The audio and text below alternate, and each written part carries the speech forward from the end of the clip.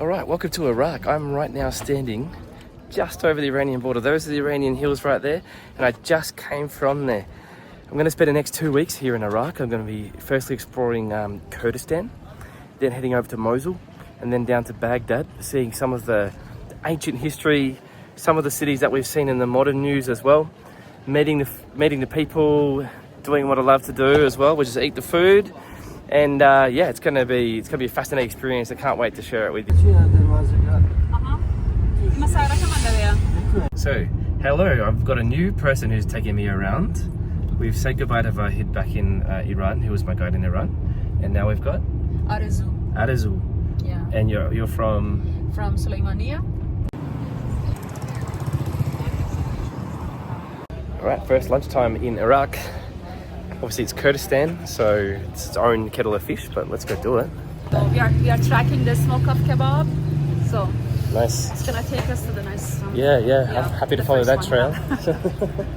All right, first ever lunch in Iraq. Oh yes.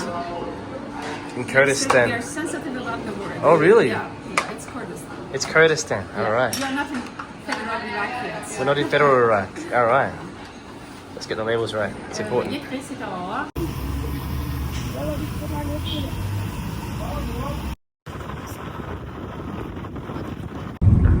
was a delegation of Australia.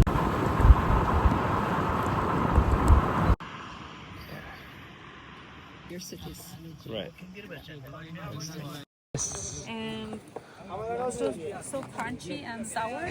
So people would like to have it with the salt.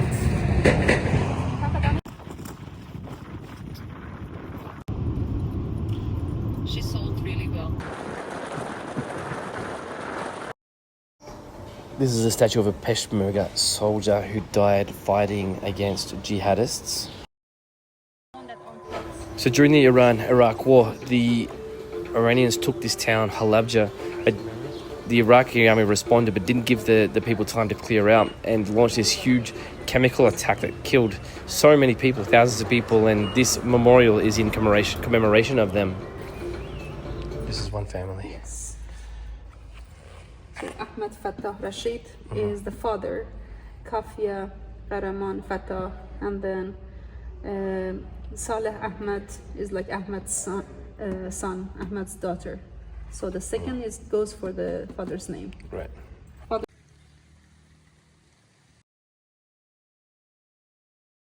So these are shells from the bombings? Yes. And you were just saying that you see pieces when you hike. Yeah.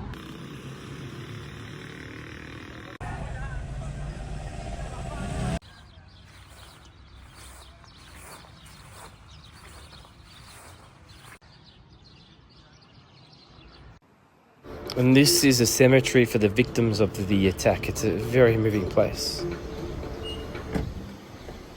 What, Sarchal? Sarchal. Sarchal. Means like over my eyes. Well. So eyes are like one of the most important, parts of the body. So it's a way to say goodbye to people? It's like a response to some situation. Yeah. If you say thank you, they say Sarchal. If they say goodbye, they say Sarchal. Yeah. Okay. So Arazu was just saying this is actually a big sign of honor to a guest if you get given the watermelon tray. Right? I'm just trying to make it less boring for you. That's a big challenge you.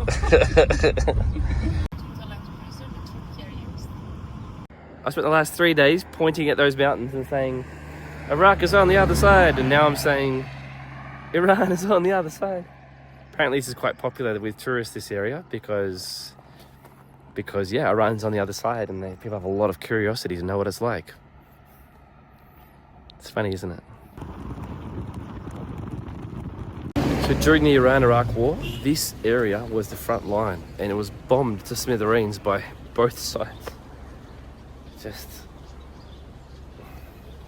incredible how, war is never just, but it so often happens in the most beautiful places. So this is a hotbed of smuggling, and there. No, because the border is right there. They also have like big storages. Yeah. So those vehicles that don't have number plates. And they normally smuggle gas. So on the top of that mountain, that's an Iranian guard tower thing. And now we have this nice little touristy town on the Iraqi side with all the tourist stuff for sale. It feels more relaxed here, in my opinion.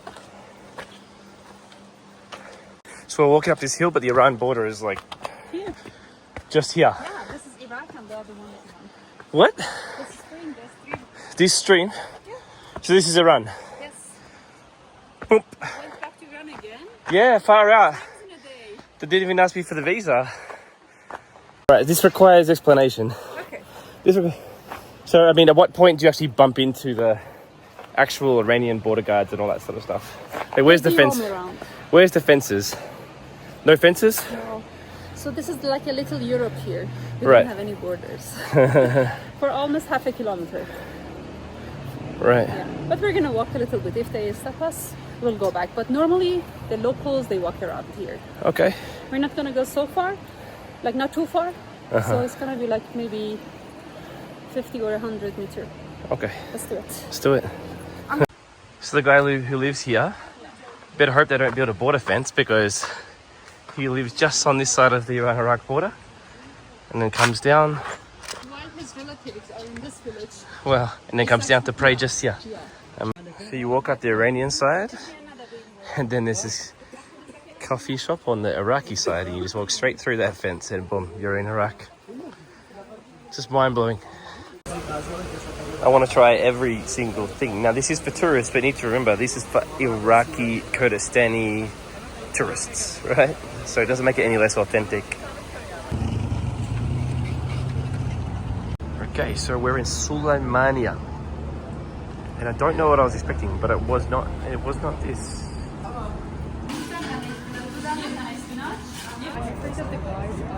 Oh, man. Throw a hat up.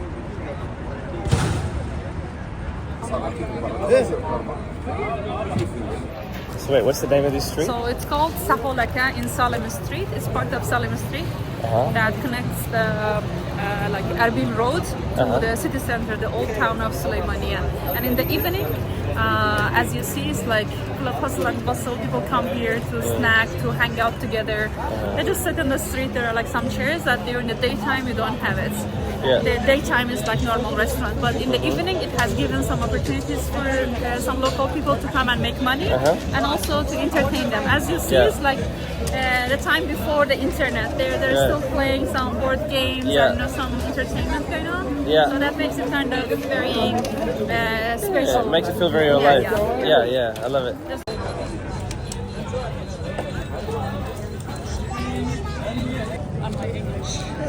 Really?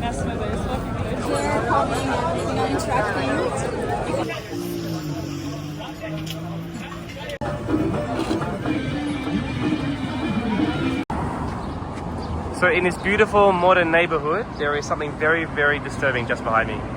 We're gonna go check it out. The Red Museum of Suleimania. Towards the end of the 80s, the Saddam regime and they tried to put down a rebellion from the Kurdish. They killed 182,000 people. Every mirror in this hall represents one of these people. It was like to stop the life in Kurdistan. This building is covered with bullet holes, which makes it all the more real. They've got these halls where they've got photos and names of people who are being commemorated, images of battle sites. And with so many people who were killed by mines, this hall is dedicated to their memory. It shows the countries that built or created those mines, and then the countries who helped fund the projects to demine those areas. And it was a proud moment to see that Australia was listed as one of those countries. And when you spend time with these photos, it just brings home just the humanity of all of these people who are no longer with us. And this is the exact building where prisoners were processed.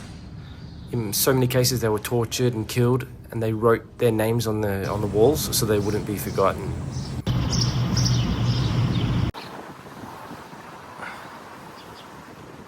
It's a great combination. Fresh local honey. Yeah, everything fresh. Of course. This is Crema, honey, and walnut. it's magical. It is. Okay,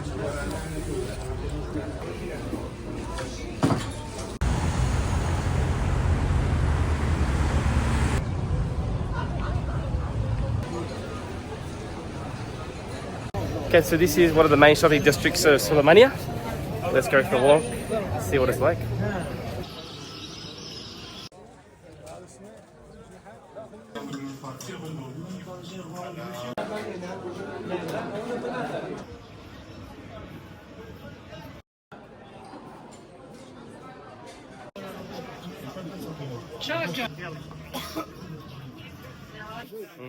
Fresh everything. Fresh.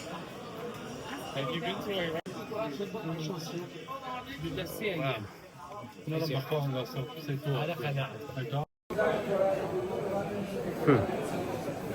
Yeah, it's fresh honey. Yeah, smoking. Oh, sorry? Smoking. From mountain. From the mountains. Yeah. Oh wow.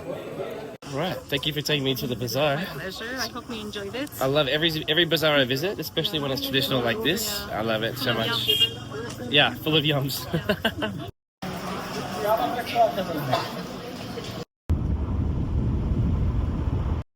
Let's look at this. We're doing fossil hunting on top of the mountain.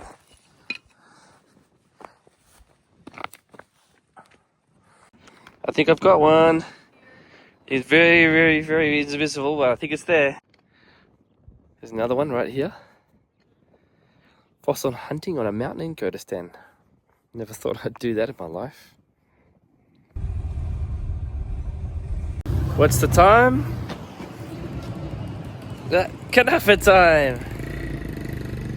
So what were you saying? We have like one half is with the qimah, the cream that we had for breakfast, and pistachio.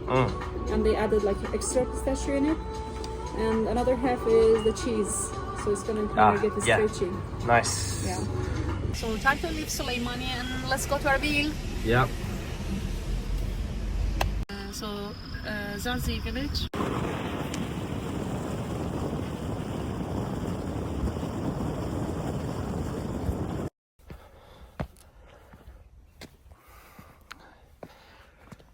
Feeling actually a little bit emotional right now. Just the privilege that we get to just travel in perfect security around the world and see these incredibly historical places and see this spectacular natural beauty. And what a fortunate life that some of us lead in 2025.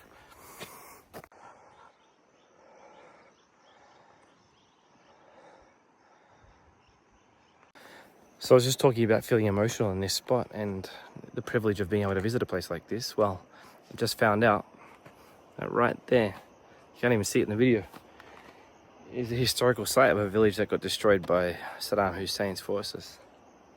So.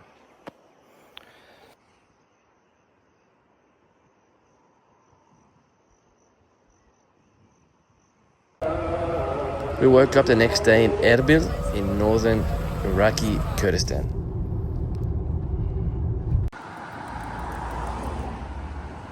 So we're roughly 50 kilometers away from where the front line was with Islamic State. Yes, right? It was. Like they reached to one of the checkpoints before Arbil, but Peshmerga was like protecting Kurdistan very strictly. They couldn't exit longer, like more. So people felt safe here? But honestly, like I personally, I didn't feel anything. We just saw more refugees entering. We didn't hear anything. Life was very normal. People weren't panicking. People weren't like running away.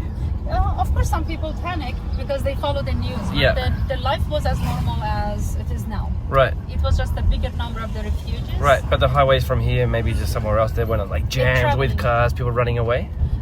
It happened at the beginning, definitely, but from the road from Mosul to Arbil. But Arbil had its. But Arbil felt secure and safe. Yeah. It's amazing.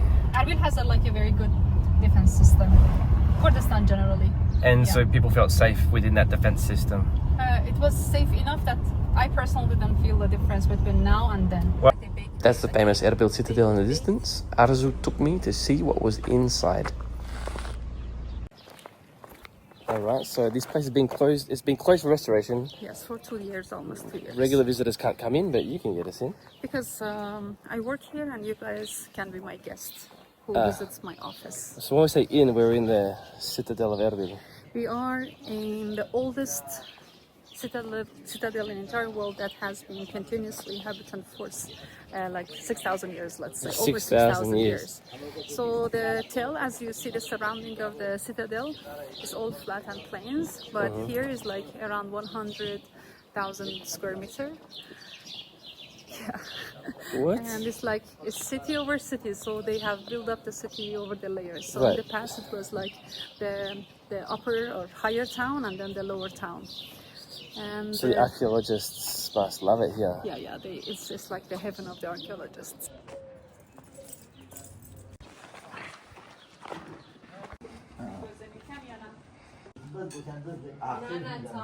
He's asking me a question in It's time to relax and have some tea in a traditional sitting room.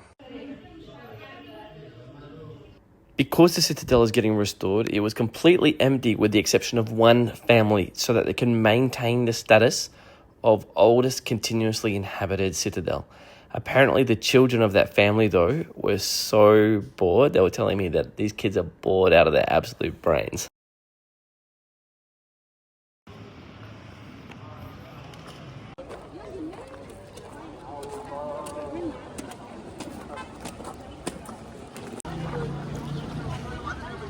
Let's go to the bazaar. Have you heard of the ABCs of travel? depends. So this is when you go to Europe and people get sick of the castles and then churches. So another bloody church, another bloody castle.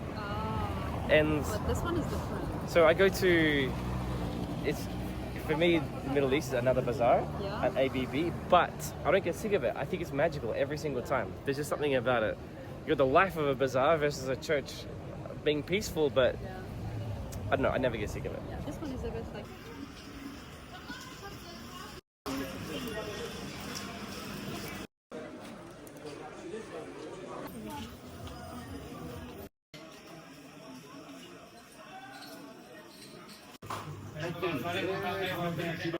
So your father knows him? Yeah, Charles. There we go. Kamran from So it's mean long live Kurdistan. Really? Peace. That means long live Kurdistan. Long live Kurdistan. No, it's exciting. Nice. Here we are. Some pretty magical shit going on inside, it seems.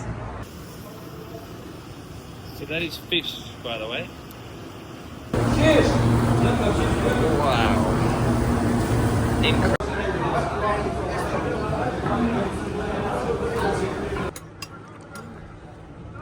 Incredible. Great.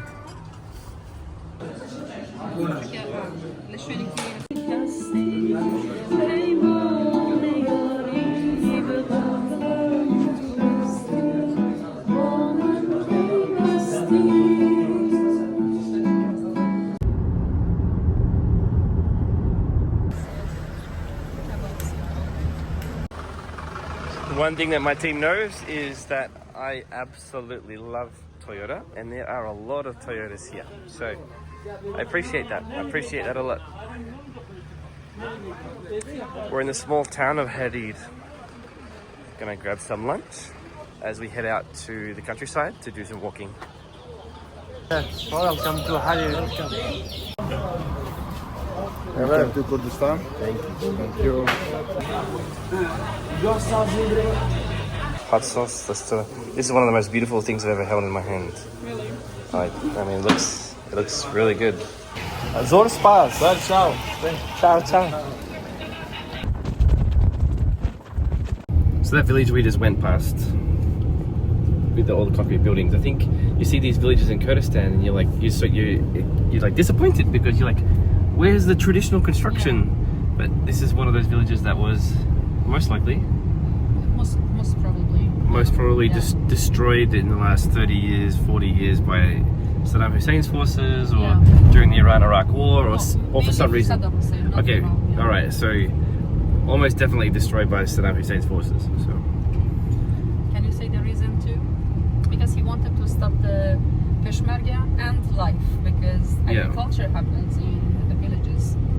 And if you remember, I said they had a mission to break the eggs and kill the chickens as well, just to totally stop any like activities in the villages. Yeah, this idea of crushing the eggs is kind of very symbolic, isn't it? In terms of crushing even the seeds of life. Yeah. It's really horrible. So these are wild picked herbs. Yeah.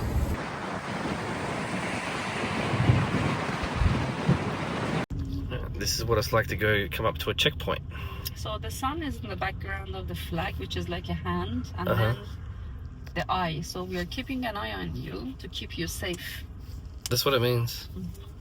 That's my interpretation. One of the first things that awakened my interest in Kurdistan was seeing photos of places like this.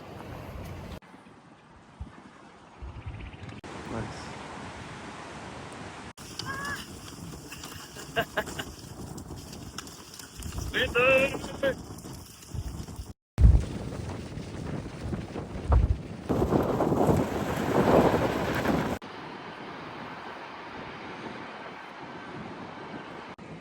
So the road we've just been down is called Hamilton Road. Hamilton is a very unusual name. It's from New Zealand. That's what I said. That's amazing.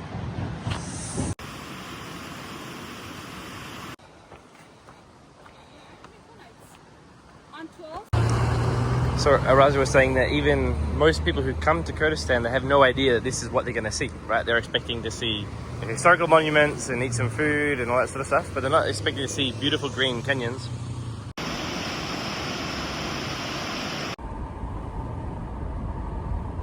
Driving down yet another beautiful canyon.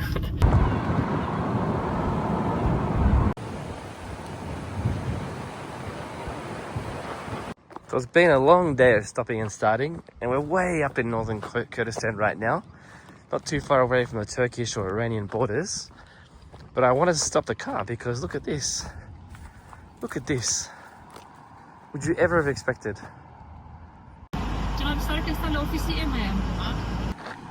There's no city anywhere near us, and we have a drive-through ice cream and coffee shop.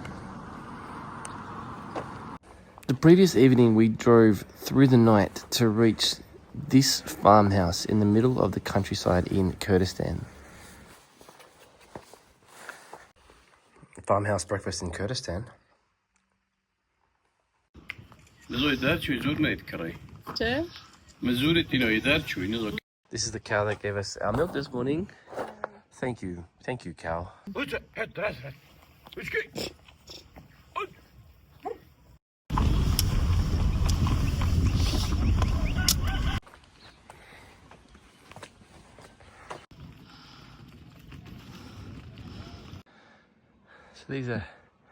So we have an ancient citadel on top of that hill, over 3,000 years old. You can zoom on the walls. Those are the remaining defensive positions that you can see there, the old rock walls, the stone walls, very amazing. This is a beautiful old tree, and Arazu was just telling me that before, Kurdistan was covered in these, but Saddam's forces, in their efforts to wipe out Kurdish life from the countryside, they also started fires and just burnt down as many of these forests as they could, including these beautiful old trees. And so now we just need to appreciate the ones that are left and hope that those young forests, for example, over there in the distance, turn into beautiful old forests, right? Fortifications right there. So this trail. it goes to the green valley, and then you can just track it. You can see how it works its way through. Like big circle. Yeah. Up there, you just go there to the top of the mountain. Yeah. You will have one stop, like for the rest, and then you go to the valley again, and the trail goes through this valley. Is this the official stage one? Yeah, this is the stage one. So according to tradition, the one of the generals of King David, that's King David from the Bible, one of his generals is buried right here, up in this building. So this would have been the water storage. So here's the highest point. It's like the elevation is 1,106 meters above the sea level. So right there is where I slept last night. And it also just so happens that this is the exact starting point, the official starting point of the Zagros Mountains Trail. Stage one. For stage one, that's it, right? Yeah. So the official starting, and you walk all the way from here and then start trekking in that direction. Through the valley. Yeah. 4 hours walk. And this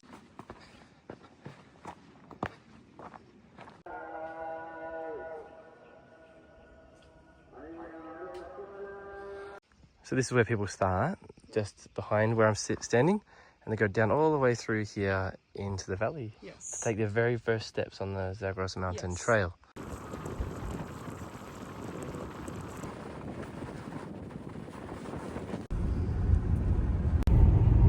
Bit of a context change. We finally just hit the stereotypical Middle East, as in it's not as green. Desert and rocks and stuff like that. We've driven less than an hour to get here. Driving up to an ancient, I don't know if ancient's the right word, but it's a historical monastery. One of the oldest in the world, correct? So visitors to this monastery would walk all the way up here? Yeah. Wow. Kind of blue with the... Over there's the monastery, and hidden inside the hill is this cave that nearly all visitors miss because they don't see it. You can't see it from below. Continue.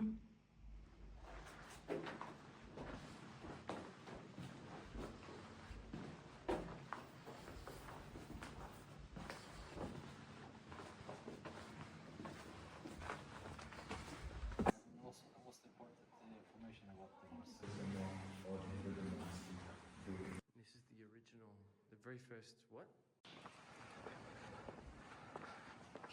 They have 4 monks now, but I also asked him what's the peak, how many did it have, and many years ago it was like 7,000. That was the peak, but hundreds and hundreds and hundreds of years ago.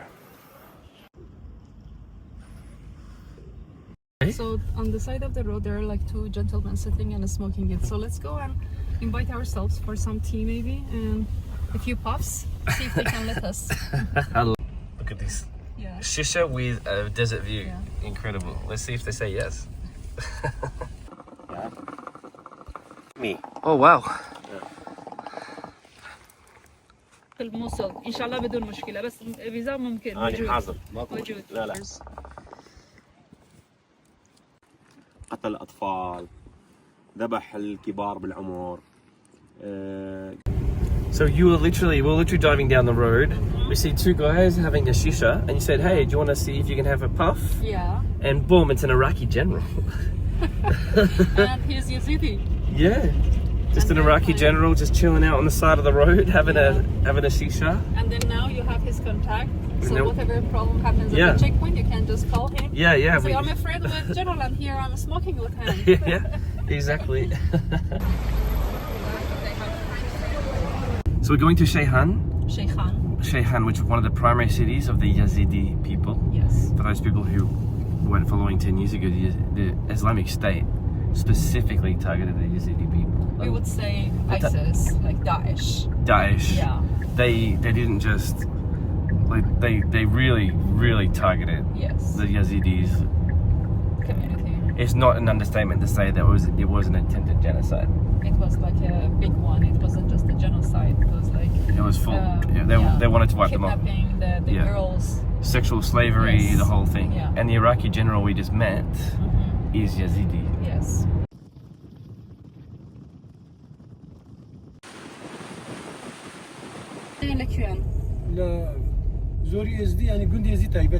Okay. So what's the relationship like right now between the Yazidi and the Muslims and the Christians in the area? پیوندیتن چونه لگل یعنی یزیدی کن لشیخان بگشتی لامن نامچه لگل کریستیان مسلمان چونه تزانی خلک بری باشه یعنی وقتی بری بابو با پیرمن لگل گون اسلام جگل بخوشی بس خلک غریب هاتی هم بگذونه ناسی Okay. So he said like us together we were like neighbors, like our ancestors, like our fathers, grandfathers, we all lived in peace together. No idea who they are. Some Arabs yeah, like mainly some Arabs they have come. Yeah, it's like a big number of the Arabs that they do not know that much. Yeah, they do not know them. بس ما تشواري شني بس كشا وشكل نية. لا كشا There's no problem. Like Okay. they're So fine. it's peaceful. Yes, it is peaceful. Okay, so we're in Lalish.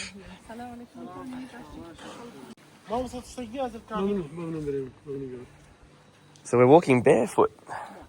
And that's the tradition here. Everyone walks barefoot in Lalish. If you pay attention to the cones, from above, if you look at them, it looks like a star. Like a star. Like a sun in Kurdish flag as well is the same. The famous holy water is inside the temple. So you cannot enter now because the time is over. Yeah, it's closed. So Yeah. inside it, it looks like a cave, and there are like tombs inside it. There's like one part with the clays, a dark room with the clays, like they have the historical clays, like big jars, that they store the olive oil that they make right before the New Year. Like last week we were here, and they were like squashing all the olive oil. It was like a good community cooperation together to prepare the olive oil. It's not for the purpose of eating or cooking, it's for the candles that they light all around the temple, twice a day, once early in the morning, once before around evening time. This is one of the lights lit with olive oil. Yeah. So the reason the place is empty is because we've entered well after closing time. Arazu has a wonderful relationship with Lukman, and she talked her way through the checkpoints as well. And so we're walking through this empty, beautiful, historical temple just by ourselves.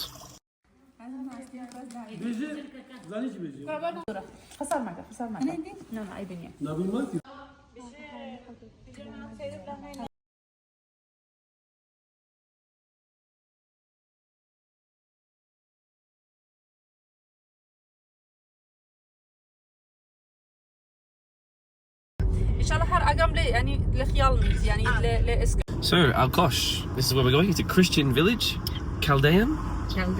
Does that make them Assyrian? Assyrian.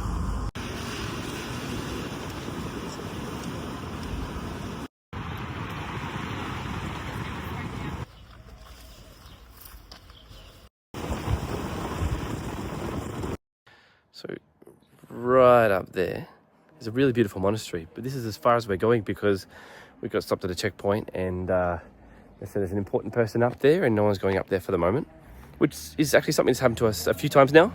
The nature of traveling in this region, I think. Going through the checkpoints, you don't get through every single one. And so far the only reason why we have been stopped is because important people have been, up ahead. This town has a lot of churches.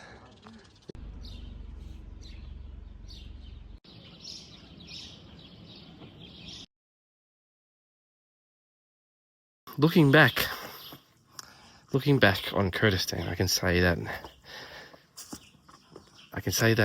it has been such a special visit. You've got the green hills of Kurdistan with the Peshmerga, keeping it safe and sound with all those checkpoints. You have Arazu, who's just knows it back to front and has shown me so many beautiful places and people, eaten some incredible food, seen some ridiculous, amazing historical sites.